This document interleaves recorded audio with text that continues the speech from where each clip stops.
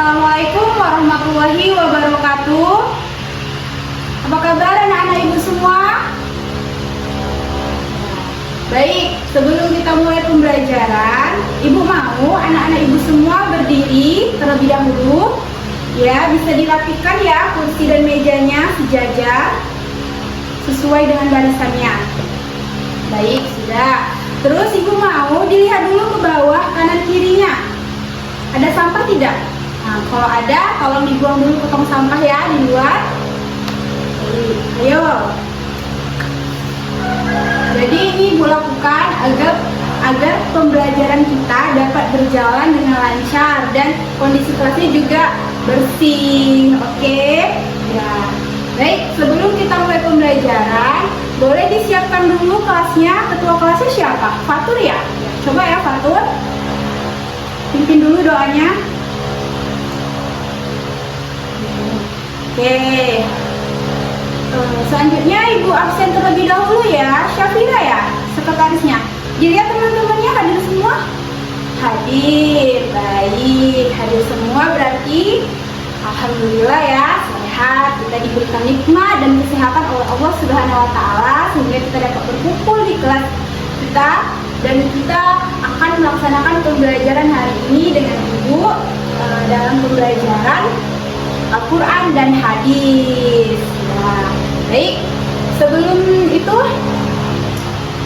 anak-anak semua, marilah ini ya, lihat ya, lihat ibu, kita akan masuk pada pembelajaran kita yaitu kebenaran Al-Quran.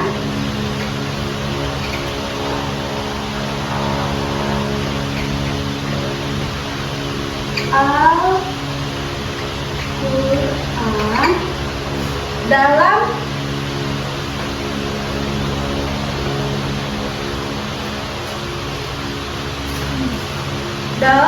semua aspek kehidupan.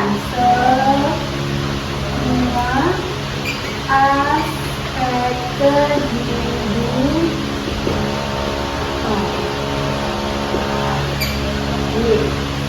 Di sini tanggal 7 ya. Kebenaran Al-Quran dalam semua aspek kehidupan. Jadi di dalam Al-Quran itu terdapat banyak sekali ajaran-ajaran, terutama ajaran mengenai ibadah dan muamalah. Ibadah dan muamalah.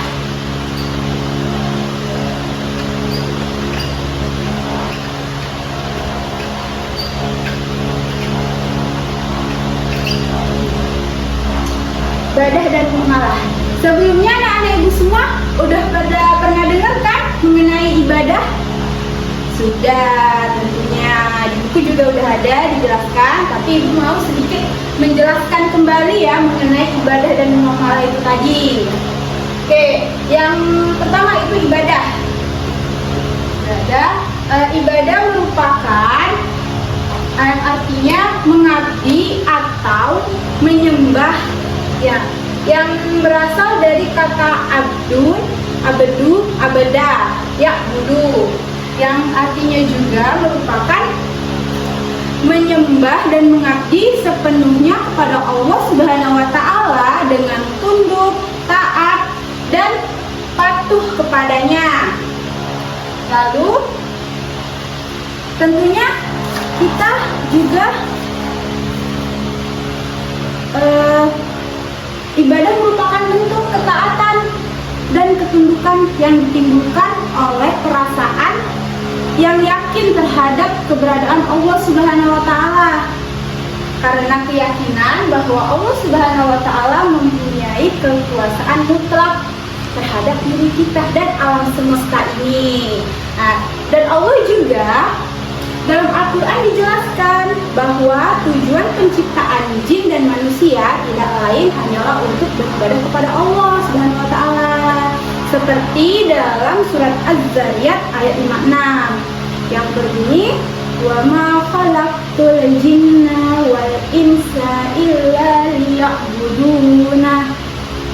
Nah, artinya tidaklah aku menciptakan jin dan manusia hanyalah untuk beribadah hanya untuk beribadah kepadaku, Allah Subhanahu wa taala, dalam surat Al-Zariyat ayat 56.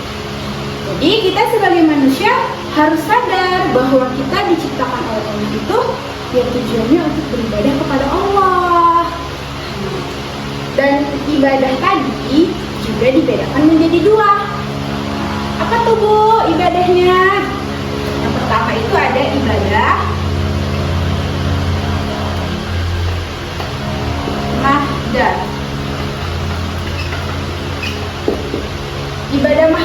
Ibadah mahda adalah ibadah murni yang ketentuannya dan teknik pengerjaannya sudah ditentukan secara jelas. Contohnya apa Bu? Contohnya adalah sholat fardu, berpuasa, bayar zakat, dan naik haji. Jadi dalam Al-Quran juga sudah dijelaskan ya ketentuan-ketentuan tersebut. Dan ada anjurannya di dalam Al-Quran, seperti dalilnya wa aqimus sholat wa atuz zakat, dirikanlah sholat dan tunaikanlah zakat. Yang sudah ada anjurannya di dalam Quran mengenai ibadah tadi. Yang kedua, ibadah apa tuh Bu? Ibadah ghairul mahdoh.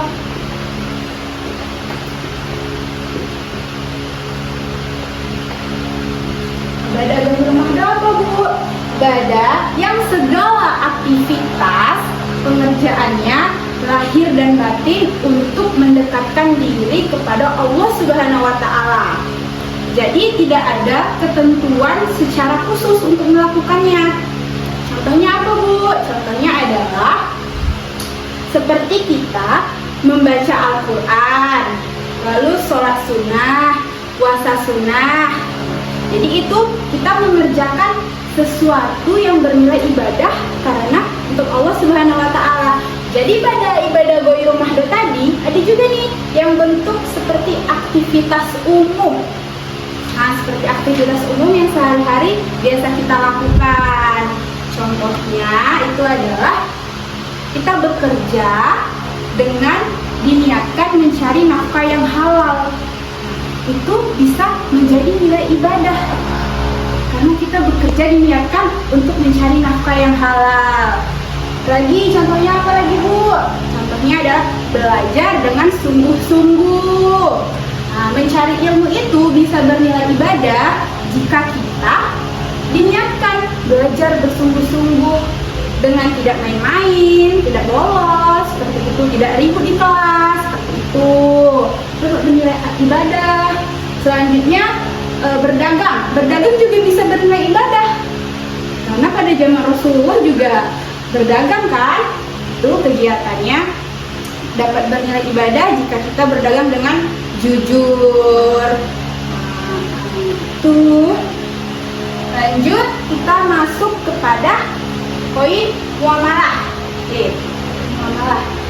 Jadi di dalam Al-Quran tidak hanya memberikan ajaran mengenai bagaimana manusia sebagai individu berinteraksi dengan Tuhannya saja, tetapi bagaimana kita sebagai manusia berinteraksi dengan individu lainnya, yaitu tadi dengan cara bermuamalah namanya.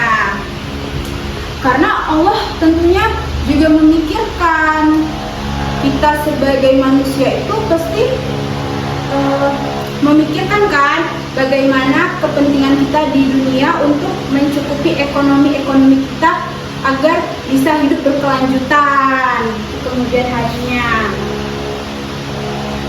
Dan ibadah muamalah tadi itu contohnya adalah seperti berdagang, seperti jual beli ya contohnya. Maaf Ibu salah sebut tadi. Contoh muamalah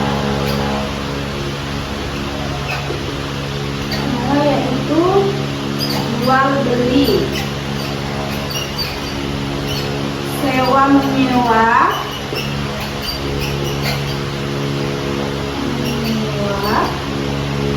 pinjam meminjam,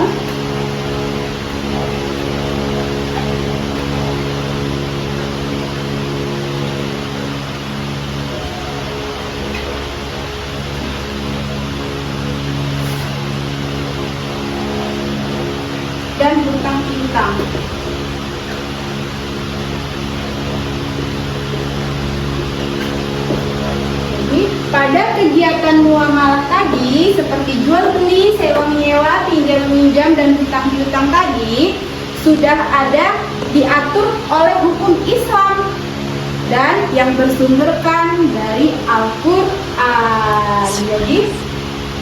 Jadi Allah telah memberikan ajaran-ajarannya dengan cara itu, bagaimana kita sebagai manusia berinteraksi dengan manusia lainnya untuk memenuhi kebutuhan-kebutuhan kita ke depannya.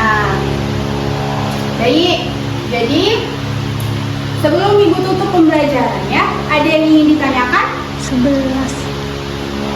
Ada yang ingin ditanyakan?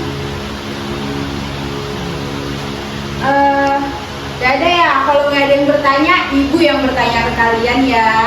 Oke, ibu mau ngasih kuis ya. Kalau gitu nanti ibu kasih tambahan nilai.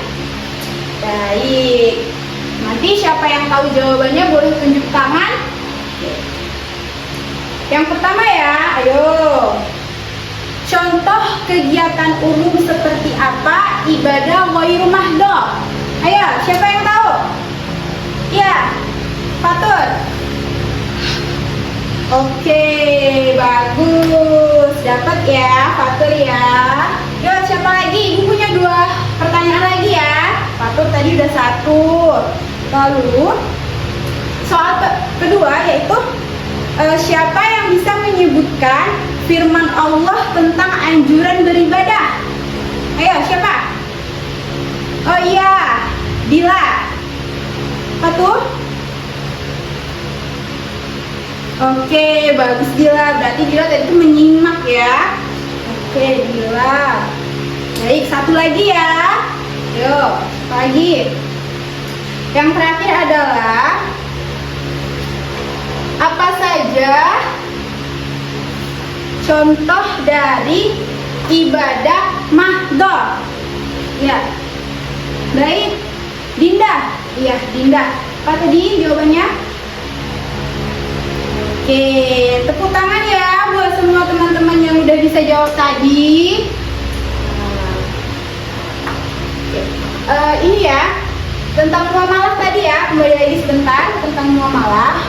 Nanti kasih tugas di rumah, cari surat mengenai anjuran, mengenai tuntunan-tuntunan bermuamalah yang baik di dalam Al-Quran.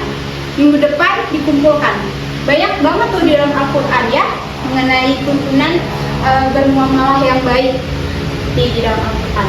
Baik, lanjut ya, sedikit lagi kita. Baik, ibu simpulkan ya pembelajaran kita pada siang hari ini, yaitu mengenai kebenaran Al-Quran dalam semua aspek kehidupan, yang terutama dalam ibadah dan muamalah. Jadi kita dapat simpulkan adalah di dalam Al-Quran Allah tidak saja mengajarkan mengenai bagaimana cara manusia berinteraksi dengan Tuhannya saja, yaitu hablum minallah, tetapi Allah juga mengajarkan bagaimana cara kita sebagai manusia berinteraksi dengan sesama manusia lainnya agar untuk memenuhi kebutuhan kehidupan kita untuk berkelanjutan, yaitu dengan cara bermuamalah atau namanya hablum minas.